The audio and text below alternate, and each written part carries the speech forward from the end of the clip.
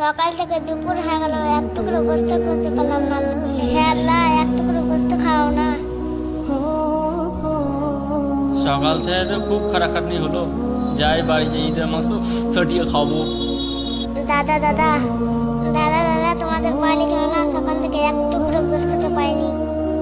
তোদের মতন ভিখারির জন্য 8 লাখ টাকা গরু কুরবানি দিয়েছি? হ্যাঁ, তোর ফকিনির বেটা।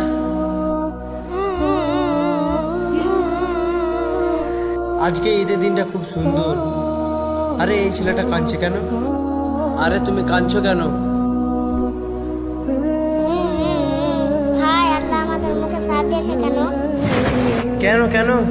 ভাই ভাই, সকাল থেকে দুপুর হয়ে গেল, এক টুকরো গোস্ত খেতে পারলাম না। বাবু, তোমার গোস্ত খাওয়ার খুব ইচ্ছা করছে। বাবা মা কেউ নাই। সত্যি ছেলেটা এতিম। চলো বাবু, আমাদের বাড়ি চলো, তোমাকে পেট ভরে গোস্ত খাওয়াবো।